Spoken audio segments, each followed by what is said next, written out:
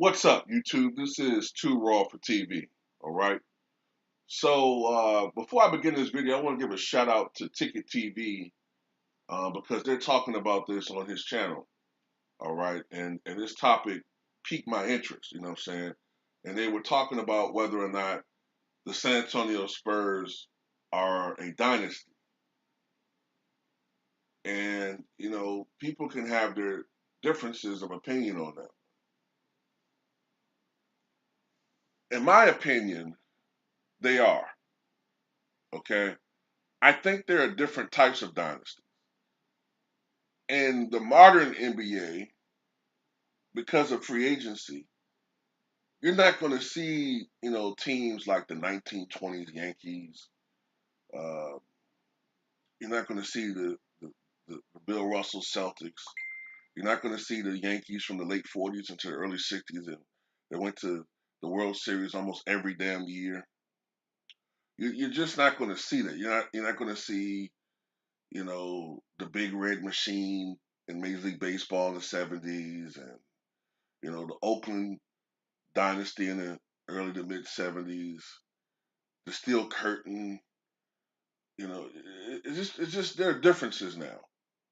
Okay, so what you see now more are short-term dynasties, where a franchise lucks out when it comes to draft picks and free agent signings, and because an organization just is not going to keep great players, 4 or 5 or 6 Hall of Famers around for 10, 15 years. That just doesn't happen anymore for the most part. So that's why, a lot of people say now, in order to be a dynasty, you have to win uh, 2 championships in a row, or, you have to win 3 in a row. Um, to me, the Spurs are a different type of dynasty. They are more like the old school dynasty, where they were great. They were a great franchise for such a long period of time. From 1997, okay, 1997 until 2016, if I'm not mistaken, the Spurs either won 50 games every year or the equivalency in strike shortened years of winning 50 games every year. That's a remarkable accomplishment. The Lakers didn't do that. The Bulls didn't do that. You know what I'm saying? The Heat, Cleveland, LeBron, every other team you can think of have failed to achieve to do that for nearly 20 years. Okay. Now some people can talk about, well, it's not like the Spurs haven't had talent. Yeah, but for the most part, they drafted those guys. It's not like they were doing what the Lakers and some other teams do, which is, you know, pick off other superstars from other teams, and then maybe through media coercion or whatever, pressure them to go sign with somebody. For the most part, they signed these guys. They built these teams. Okay, now you can say they lucked up when Dave Robinson got injured and were able to get Tim Duncan, but it happened. Okay,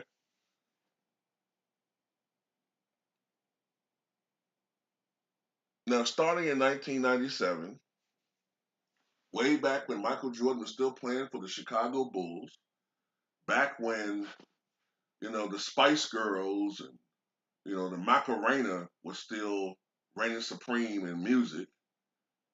Back when old Bill Clinton, this is before Monica Gate, the Spurs were doing their thing, competing with the world champion Bulls. And another thing too, during this whole period of time, they were doing it in a very, very competitive Western Conference. Now, I don't want to ever try to, you know, negate the greatness of these other teams, but the Mike and Lakers, who do they really go up against? You know what I'm saying? Like, do they have a comparable team that really challenged them for supremacy every year? No. Bill Russell Celtics, there were really no other team consistently throughout the entire span that gave them a run for their money. Even Jordan's Bulls, okay, as great as they were, and some people can make the argument that they're the greatest dynasty because they did it when free agency was really, gearing up and guys were signing big contracts and organizations could no longer keep guys and they weren't showing the same loyalty. Okay, but did the Bulls really ever have anybody in that time period other than Houston who they never were able to face in the playoffs? Did they ever really have anybody who you saw as a legitimate threat consistently? The Spurs had the Kobe Shaq Lakers to contend with, who, when they were in their best, nobody was going to beat that damn team. Not really. The Spurs had to contend with the Kobe Shaq Lakers. They had to contend with Chris Webber's Sacramento Kings. They had to contend with Dirk Nowitzki's Dallas Mavericks. They had to contend with Steve Nash Phoenix Suns. Okay. They had to contend with Lob City. And then toward the end, they had to start contending with Steph Curry's Warriors. All of those teams, all of them that I named, were championship contending teams. Some will say the 2002 Kings were cheated out of a title.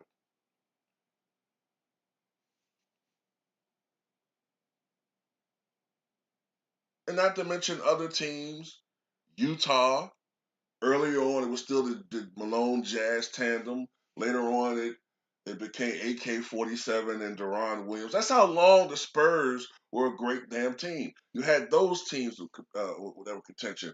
Portland, all the way back when they were the Arvidas Sabonis years, transitioning all the way to LaMarcus Aldridge and Dame Lillard era. You know what I'm saying? They had to contend with teams, other teams that made noise from time to time. Denver and Houston. It's not like they were doing this when there was no competition. So the Spurs, to me, deserve a lot of credit. Did they win back-to-back titles? No. And I think that is perhaps the biggest knock against them.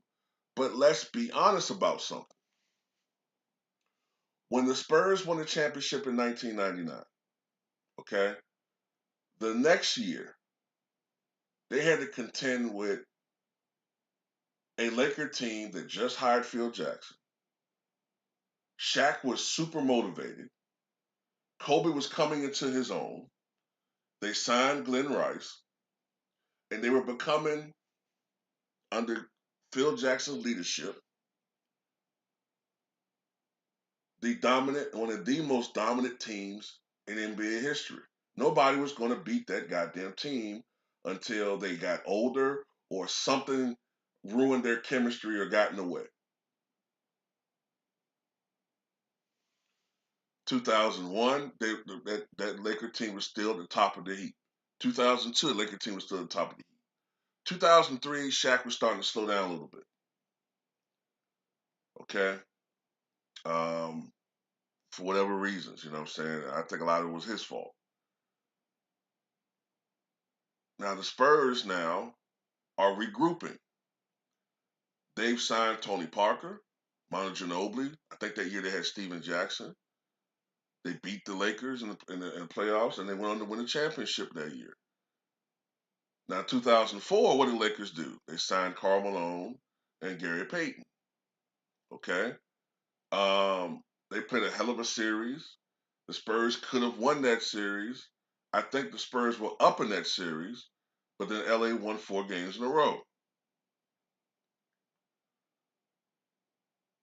They lost to a super team that ultimately lost to a better team that had better chemistry because the Lakers were having injury issues with Shaq and Malone wasn't quite right, and the Pistons were just so amped up, and they won. The next year, the Spurs won the title in a 7-game series against probably the best Pistons team we've seen, or one of the best Pistons team we saw of that little Piston mini sort of dynasty. In 2006, you saw, look, the rise of Dirk Nowitzki and the Mavericks. The Spurs came back in 2007 as arguably the best Spurs team. They did what they were supposed to do, which is beat the shit out of the Cavaliers in the playoffs. This is Duncan's 4th championship. And at that time, Duncan had never lost a finals. The Spurs hadn't lost a finals. Now, Kobe got Pau Gasol for pretty much nothing as a gift from Jerry West. And, Lamar Odom, Ron Artest, aka Metta World Peace, they became a great team. And they went back to they went to 3 consecutive finals, 2008, 2009, and 2010. Okay, Dallas won a championship in 2011. 2012, OKC had their run. 2013, the Spurs should have won that championship. They should have won in Game 6, but Ray Allen hit that miracle shot. And Game 7, Timmy Duncan tried to do everything in the first half, scored 25 points in the first half, but he just gassed out.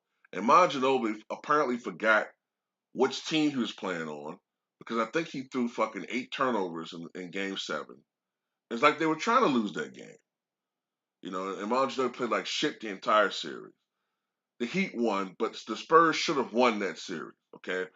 It's not a thing of opinion. If you rewatch that series, the Spurs should have won that goddamn final. But they got revenge in 2014, and they beat the hell out of the Miami Heat by a record-breaking margin in 2014 final. So in the end, Tim Duncan goes 5-1 in the NBA Finals.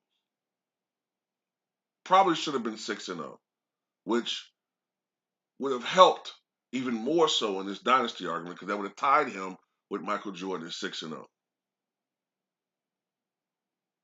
But in the end, the San Antonio Spurs won 6 championships.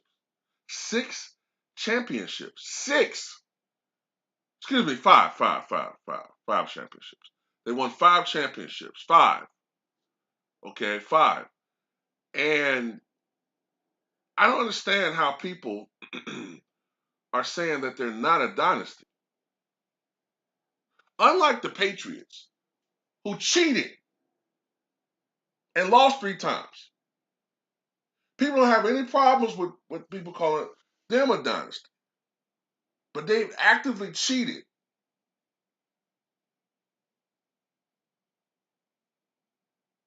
And have been accused of cheating. And Tom Brady has served suspension for cheating. But people don't have any problems calling them a dynasty. But the Spurs, who did it the right way, through drafting, loyalty, great coaching, teamwork, you can call them boring all you want to, but they were beating everybody's asses for the most part.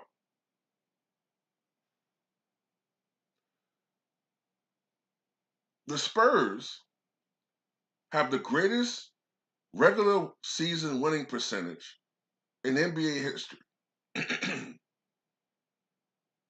They have the greatest regular season winning percentage in NBA history, if I'm not mistaken.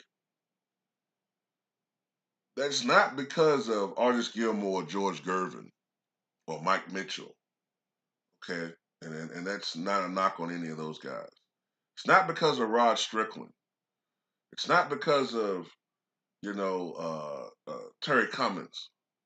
It's because of the Tim Duncan anchored championship dynasty.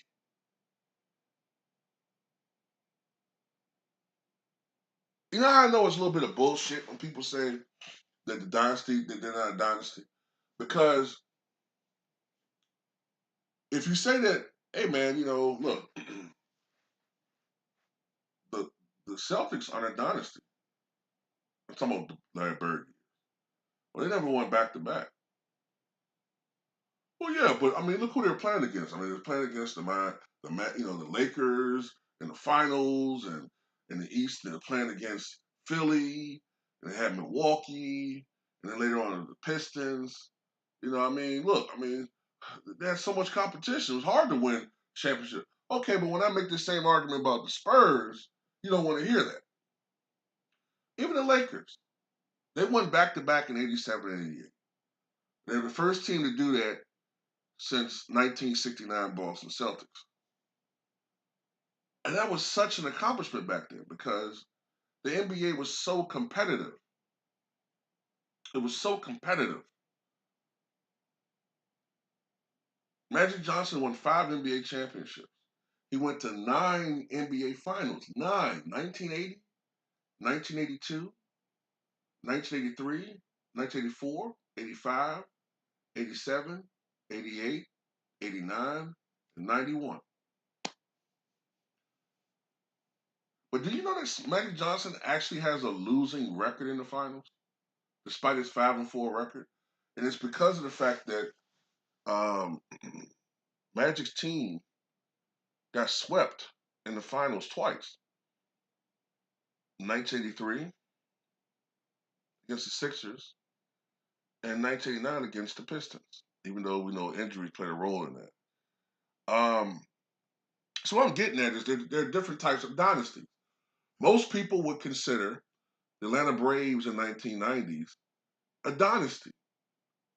They dominated their division. They went to the World Series, what? I'm trying to remember how many times they went to the World Series. 91, 90. Oh, geez, I'm getting a little fuzzy with them. 91, I want to say 92, 95, 97, 90, what, 99? I can't remember. They went to the World Series a lot. They dominated their division. But they only won one World Series. Just one against I think the Cleveland Indians in 1995. But most people will tell you that the Braves were a dynasty because of how long they dominated their division and were dominant in the National League. So in the end, I'm just going to say this, man. To me, in my opinion, the Tim Duncan Spurs were a dynasty. Okay, um, because if it were not for them, if it were not for them, you know, how many championships would Kobe and Shaq have won? How many championships? If it wasn't for them, the Phoenix Suns may have won a championship. If it wasn't for them, other teams would have had different legacies. But the Tim Duncan Spurs are a dynasty to me. And in some ways, they're more impressive than other dynasties because of the fact, like I said before, that they were a team that every year yielded a team that was a championship contending team from 1997-98 to about 2015 or 2016. Every year, they yielded a team, some years stronger than others, but you looked at them and said, they're a contender. You know how difficult that is? I can't think of another NBA team that's done that. For a 19-year span, to put out a team in a very competitive conference, and every year you're saying, well, at least they're a contender. They're a team you got to take serious. There might have been a team like the Kobe Shaq Lakers or another team that you thought was more dominant or favored. But the Spurs every year put out a team that you had to contend with. You had to take seriously because they were a championship level team. That's all I'm saying.